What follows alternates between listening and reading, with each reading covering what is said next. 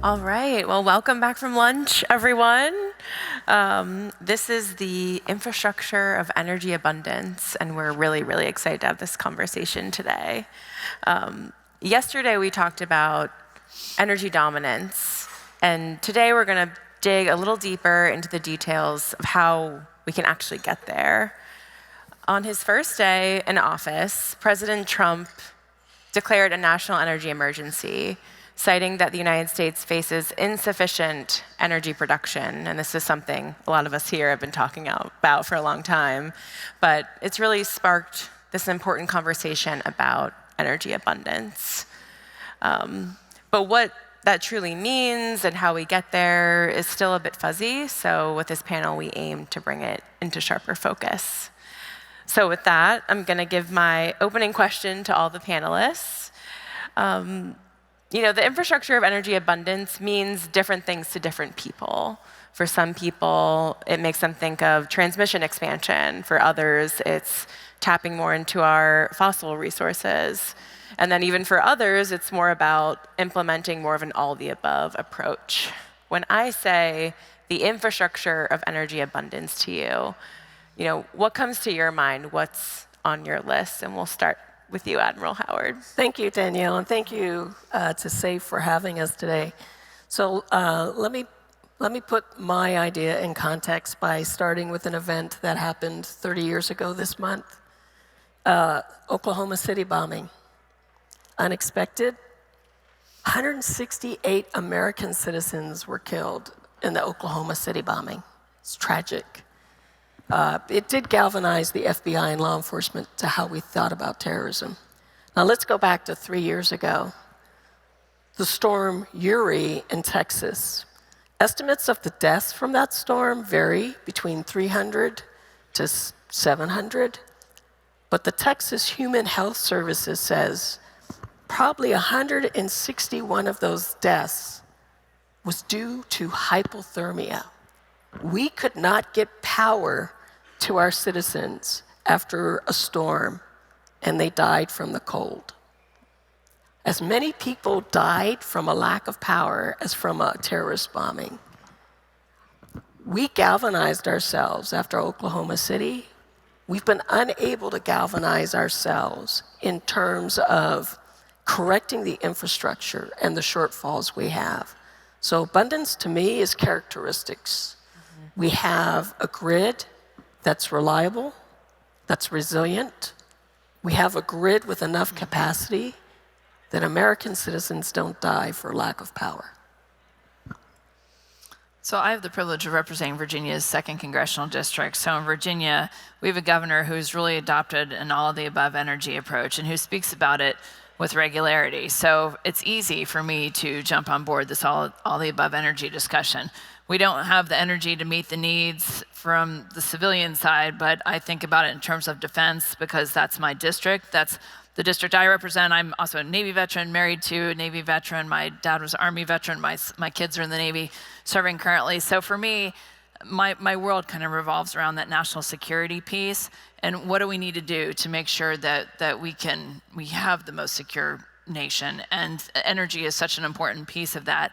And when we took Armed Services Committee group, I sit on that committee in Congress, and we went to Silicon Valley last year and listened to the defense tech space and what they needed to be able to get some amazing technology into the hands of warfighters, and from the AI space, data centers, unmanned vehicles, all of these energy needs. They're like, look, we can't even start to talk about integration of this technology without the energy to support it. So that's the world I live in. In Congress, we write the paycheck to get those things done. How can I be supportive just through policy, through legislation, through funding to make sure that we're supporting the energy needs, especially of our defense industry and of our war fighters? But I just think as a whole, in the Commonwealth of Virginia, that all-the-above energy approach, we need every source, from small modular reactors to offshore wind is big in my district, to LNG, the traditional types of fuel,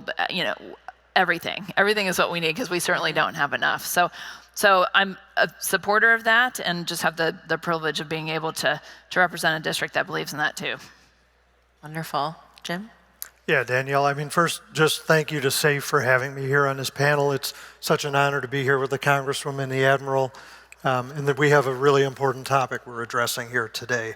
So I guess I would say 100% on all of the above. With the demand forecast that we're looking at, and there are different versions out there, but most of them range from 35 to 50% increase in system demand for electricity, and that's how we're looking at energy as an electricity provider. Between now and 2040, that's a massive build out of the system, and we really need to be ready to meet the moment. And it's not going to happen without all of the above, in the system. We need to do it, but we also need to do it responsibly. There's a lot of development ahead of us, a lot of construction ahead of us.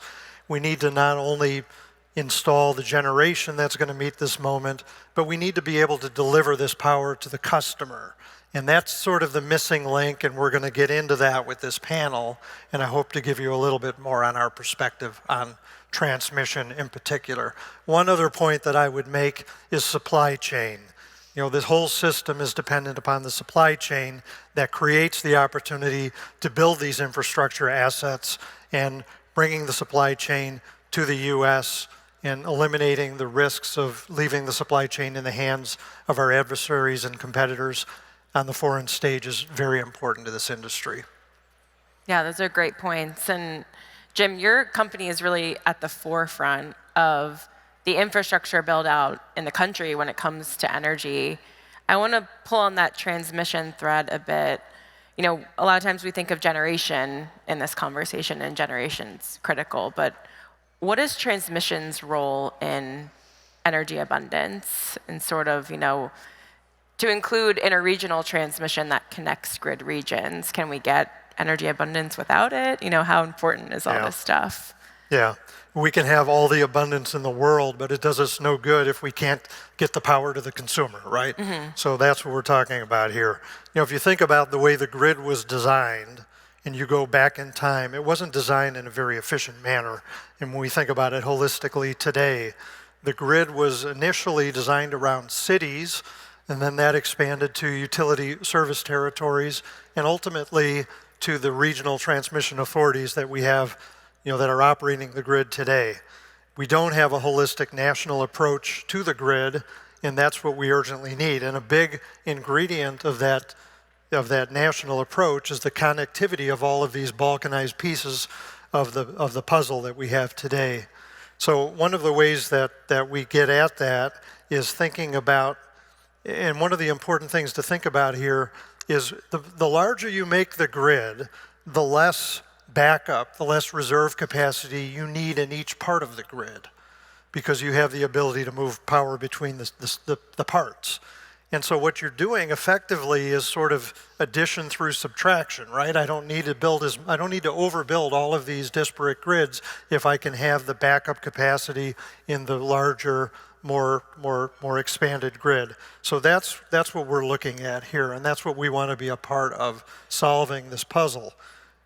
If you think about the grid as it exists today, there's about 1,200 gigawatts of installed capacity. But there's only about 85 gigawatts of transfer capacity between these regions. Okay, that's less than 1%. That's what really needs to be addressed here, and I'll talk a little bit more about some ways that we can get at that. Wonderful, thank you for those thoughts. And Representative Kiggans, you talked about your remarkable military connection, both with your own experience, your family, your district, and a member of the House Armed Services Committee. Energy abundance and its importance to military readiness. Can you talk about that a bit? What does that really mean? Yeah, we're seeing challenges even in my district. I have Naval Station Norfolk is just next door. I have Naval Air Station Oceana, which is the East Coast Master Jet Base in my district. And just the outdated power grids that we have on those bases. There was a recent power outage 2 weeks ago at Naval Station Norfolk where the power grid was down for 6 to 8 hours. And impacted a lot of our sailors and their families. The commissary and exchange had no power. They had to send a lot of people home early. It's a problem. We had the Admiral in here for infrastructure that was asking for policy change so that they could consider switching to being a part of the privatized grid, so that we weren't producing our own. The power generation for the base is so old. But also at Naval Air Station Oceana, where those are the aircraft that we send on the aircraft carriers when we're talking about attacks on Israel or dropping bombs on Houthis in Yemen. I mean, they're showing the aircraft, the F-18s from my district. So the work we're doing there is tip of the spear. And that power grid is so outdated, and that not only do we need to do better now, but I don't have the defense budget to do it. The defense budget, in my opinion, is rarely enough, and there's so many needs, especially for the Navy. We have expensive toys in the Navy. So we have this great public-private partnership. We've had to think outside the box. Dominion Energy down in Hampton Roads has been a great partner, and they have agreed to pay for use of some military land with they are running the offshore wind project there. So their project, they need the military's land to lay some, you talk about transmission and lay some of those cables, but in exchange, they will update an updated power grid system to the tune of about $500 million, which is an incredible investment. I don't have that kind of money sitting around in my defense budget that I can say, let's put this towards updating the power grid. There's so many other, between new submarines, aircraft carriers, ships. I don't have enough money to do the things for war fighting. So if I can use those public-private partnerships in the energy space, which is also critical to national security, I'm 100% there for it. I'm one of the biggest offshore wind proponents, I think, in Virginia because of its use for national security. So it's easy to get behind those initiatives. I try to educate some of my colleagues in Congress, even, especially on my side of the aisle, but what that benefit looks like, and thinking outside the box how we're going to accomplish those national security tasks. That's wonderful. Yes, and Admiral Howard, from your perspective, what is energy abundance's role in not just achieving our national security goals, but our economic competitive goals? Our national interests in general. How do those things connect? So for national security, the issue for me is self-sufficiency. So I saw energy used as a weapon in the early 90s when Georgia was becoming the former Soviet state becoming an independent nation, and the Russians cut power off to them to try and coerce them. So this country, first of all, needs to be energy independent so that we are not vulnerable to coercive measures by other countries. But then the next thing is we need to have enough capacity, and that feeds into national security. I mean, yesterday we heard about a speaker who gets the permits to create aluminum smelting, but he can't buy enough capacity to run and build this smelter. So when you think about industrialization in this country and building of assets, ships, you have to have steady power, and not just the assets themselves, but the materials that go into those assets. So that's another level of self-sufficiency that ties into national security. But then that is also the overlap with the economy. That is where, when you look at the defense industry, the civilians who are employed, those great civilians who maintain our ships, build our ships, maintain our aircraft, there has to be enough capacity that they can do their job. And then there has to be enough capacity, an abundance of capacity, so that it's a deterrent. Your enemy will attack what's vulnerable. If they know they can take out your grid, they'll attack your grid. But if you have an abundance of capacity and an ability to share regionally, then that in of itself becomes a deterrent. Why bother to attack the grid? They're able to self-heal and to keep moving.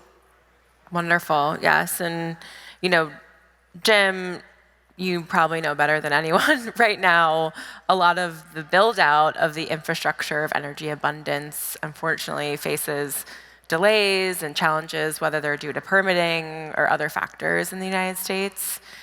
What do we leave on the table if we don't change this way we do this and the speed at which we do this? What will we miss out on if we can't expand transmission? Yeah. Let me address that first by telling you what we're trying to do, okay?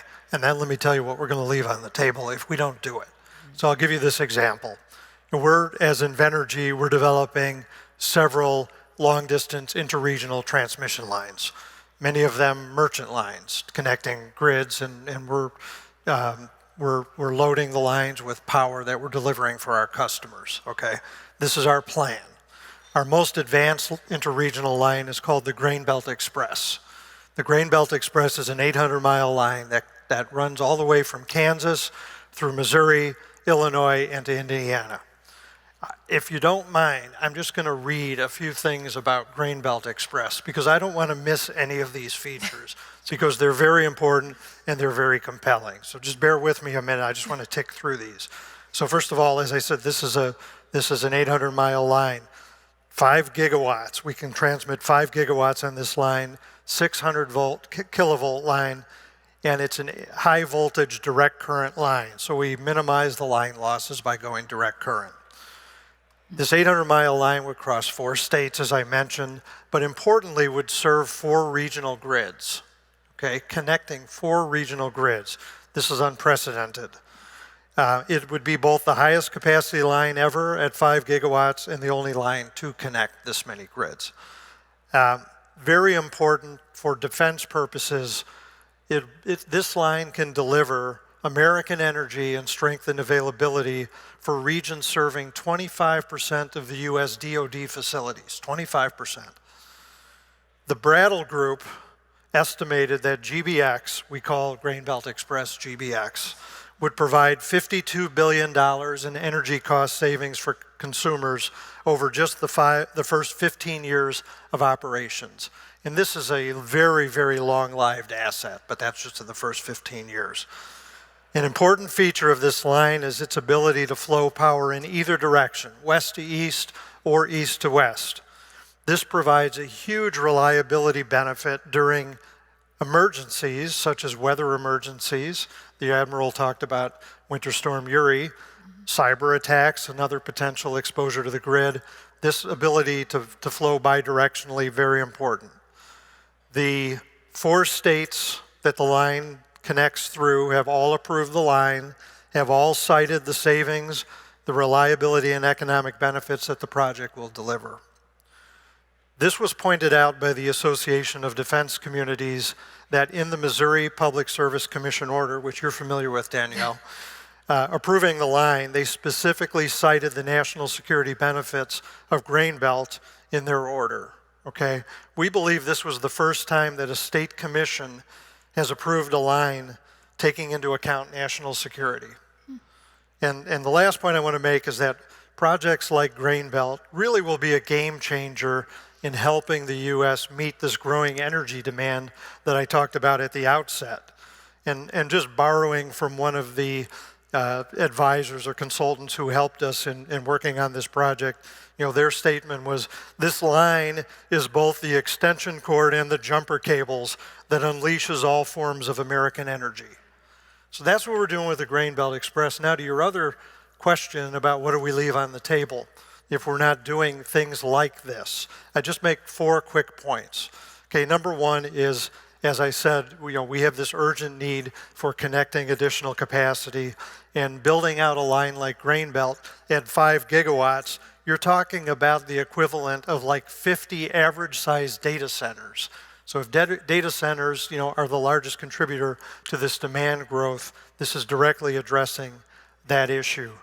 The second thing, and just again following up on the Admiral's point about weather emergencies and other types of emergencies that can be addressed with lines like Grain Belt, we did some work looking backcasting, if you will, at some of the winter storms that occurred, starting with Winter Storm Uri, which not only affected Texas in a very material way, but also Oklahoma and Kansas and Nebraska. And the grid operator there, the Southwest Power Pool, ran into tremendous shortages, as well as what they had in Texas. They had rolling blackouts on the system. I think they were short about 2.7 gigawatts during the worst part of the storm. We did an estimate that, had Grain Belt been operational at that time, those blackouts would not occur. Those blackouts hit Kansas City, they hit Omaha, we would have prevented that from happening with this line being operational. Now you go 1 year fast forward, we had another big winter storm Elliott, which affected more of the eastern grid in the United States. And again, we did a study, what would have happened if Grain Belt had been online during Winter Storm Elliott. We would have saved consumers in the eastern interconnects, MISO and PJM, about $500 million in consumer savings had this line been on and avoiding shortages in those regions. So that was the second point on what we leave on the table if we don't have this sort of asset. The third thing, of course, is the obvious point about increased reliability and security of the system. And then the fourth point, maybe lesser thought of by a lot of people, is the job creation and economic development that goes along with this kind of an infrastructure project. If we build Grain Belt, and I sure hope we're going to build Grain Belt and do it soon, we're talking about creating something like 22,000 construction jobs. And that's just building the line and the generation for the line. You know, you've got the whole supply chain to think about as well. We're going to be creating a lot of opportunity for domestic manufacturing. We're already working with domestic manufacturers on providing equipment and critical components to the line. We're working with facilities across 4 states in supplying that equipment. So, you know, the benefits and the things that we leave on the table by not doing this are stark.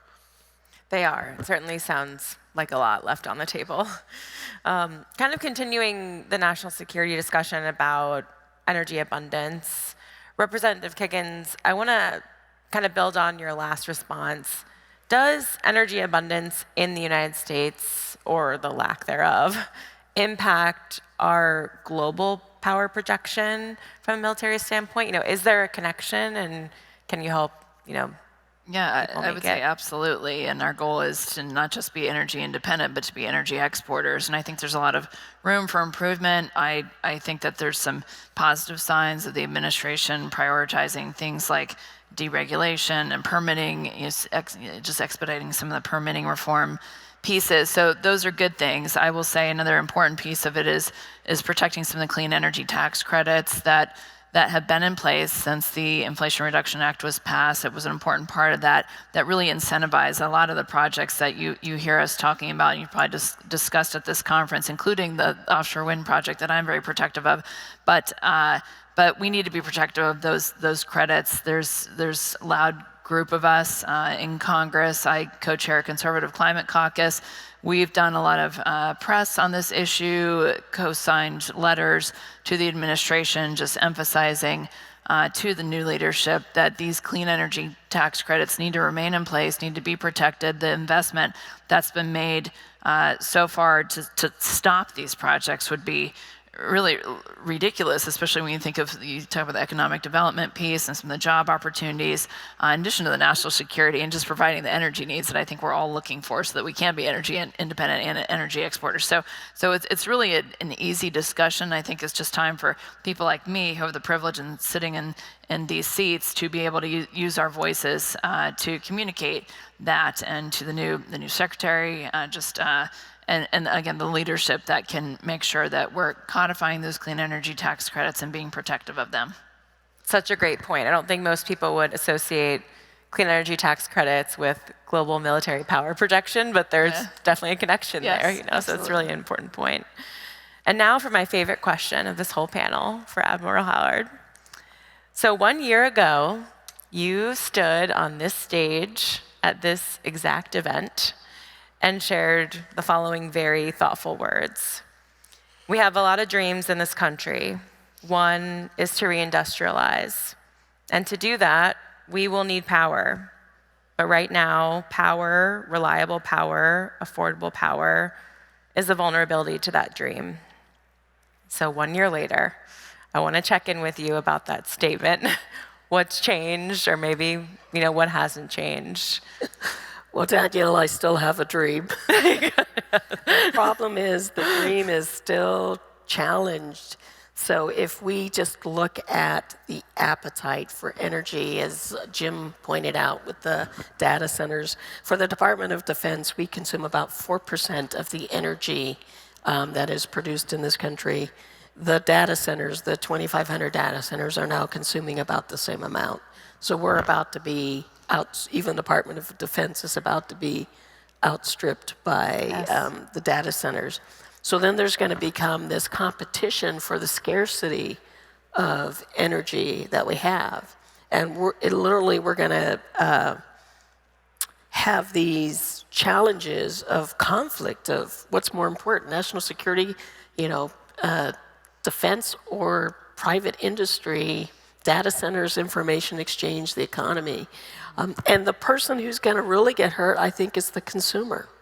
We are so used to scarcity in energy, we don't even think anymore about the fact that as a consumer, there's peak hours where you get charged more money for a commodity. Well, wait a minute, why don't we have enough that we can just be charged an X amount, for usage? Our ability, and that I did talk about industrialization, our ability to get back to building on this continent will be even more challenged as the companies that already have a foothold are the ones who are buying up the energy. They just buy their own clean energy and have it set aside, which means what's left becomes even more in competition. So the dream has a challenge. I'm optimistic with events like this that we can make people aware and we can get to affordable, resilient, and reliable energy. Even more thoughtful words. Thank Danielle, you for that. if I could just add something. What Yes, Admiral of Howard course. just said. There was an interesting quote, I think yesterday I read this, and it was from Larry Fink, CEO of BlackRock. And he said, we're going to have to make some tough decisions. Is the power going to go to the machines or to the people? And Admiral Howard also points about the defense need. So, this is another reason we need all of the above, because we can't be faced with these kind of questions. Absolutely. When we talk about vulnerabilities, a lot of us in this room, our mind goes to supply chain.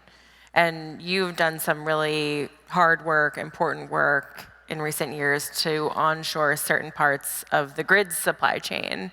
What challenges have you faced in doing that, and what has helped you maintain the momentum that you have in the direction of progress?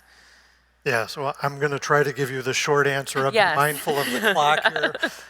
No, we're good. Yes, if you rewind the clock back to the COVID days, when we were facing all of these challenges with getting product imported to the U.S. because of the freight lines being shut down or impeded in many ways, we really had a problem with the solar projects that we were developing because we were importing all of our panels that we were installing in these projects. Why were we importing them? Because that's where they come from. That's where they came from. That was the only available source of the types of panels that we were installing in these projects. They were coming from Southeast Asia and China. So, we started thinking about, well, what can we do about that? How can we change the paradigm here? What's the way to build the U.S. supply chain? And we want to be part of that. Well, there were two problems. One problem was there wasn't an economic way to be part of it. We just couldn't compete on a price basis if we were to manufacture in the United States. And the other problem was we don't know how to do it. We don't have the IP. We had ceded control of the IP to China 20 years ago, and we needed to find a way to bring that IP back. So fortunately, in 2022, the IRA introduced the manufacturing tax credit, the 45X tax credit, which really helped close the gap between imported product and domestically manufactured product. And so we looked at that and we said, hey, we think we can do this. That solves one part of the problem. The other part of the problem, and more difficult though, how are we going to bring this IP? So we made a decision to work with one of our suppliers who actually was a Chinese company, one of the biggest solar panel manufacturers in the world, and give them a minority interest in our project, and also use fully their IP to fast forward our facility to become state of the art, and that's what we did. And today we have operating a 5 gigawatt facility. So our annual throughput is about 5 gigawatts. That's like 9 million solar panels. We're producing in Pataskala, Ohio, which is near Columbus, Ohio. We have a state-of-the-art facility. We're employing 1,500 Ohioans in that plant, and we're very proud of it. We're also the primary off-taker of the panels from the facility at Invenergy, so we're the anchor customer. So thus the beginning of our onshoring of the supply chain and our vertical integration and what we're trying to do in solar. The next step, of course, would be to go to cell manufacturing or wafer manufacturing, et cetera. But again, we're going to need to have the policy in place. There's some uncertainty around where the IRA goes that we talked about, that maybe is holding some of these investment decisions back at this point. But longer term, we would be thrilled to be able to continue building the U.S. domestic supply chain. It's wonderful, yeah, and kind of talking more about vulnerabilities to the dream of expanding infrastructure. This administration has made it clear they're willing to exercise their full power to reach energy abundance, but a lot of us in this room know that congressional action is really what will be required to get us there. From your perspective, Representative Kiggans, what's Congress's biggest roadblock on this? How can we, in this room, help facilitate the build-out of more infrastructure for energy faster? Yeah, we were just talking about this. I mean, you kind of have to speak their love language of fiscal conservatism, right? So, there are those of us on my side of the aisle who can speak that language. So happy to share what that looks like. But just think about it in terms of cost. I think, how can we be cost effective with it? I think we all are here for more energy production. I think that's a bipartisan issue. The energy independence, energy export, that's not what's controversial. I think it just comes down to cost. And right now we're seeing administration that's hyper-focused on reducing the size of government, that part might be good, because then you'll get some of the permitting relief and the just the regulatory burden lifted. But they're also really laser focused on just reducing the $36 trillion debt that we have that grows by $2 trillion a year. You can't even really comprehend that number, but the impact to our economy and long term, especially for the future of our country, we can't continue in that direction. So I think that's steering a lot of what we're seeing is pretty drastic spending cuts. So I know we're all here for the energy independence piece and the increasing the energy output, but I think there's a way to accomplish both, but you got to really kind of speak the language they understand. That's why I think there's some key players in Congress and there are really good groups on both sides of the aisle that are here for these discussions, that are happy to use our voices and privileged to be able to use them. So we'll continue just to be the squeaky wheel. I think squeaky wheel will get the grease. So we'll keep pushing, but we can't do it alone. So please use your voices and all of our advocacy groups out there. We'd love to have you come visit and speak to as many members of Congress as you can to just share all of our policy priorities. Yes. Wonderful. So in closing, I'm going to ask everyone the same question and ask you to give as brief of an answer as possible. If it was one word, even that'd be great. If you could recommend one immediate action, whether it's policy or technology investment, or anything else, one action to accelerate energy abundance for the United States, what would it be?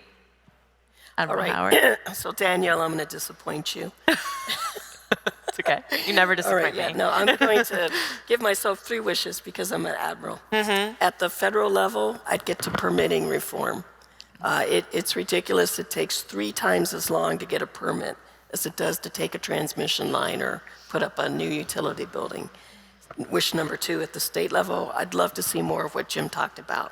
States getting to memorandums of understanding, building regional transmission lines, so where there is abundance, then we can share and we can prevent death and destruction.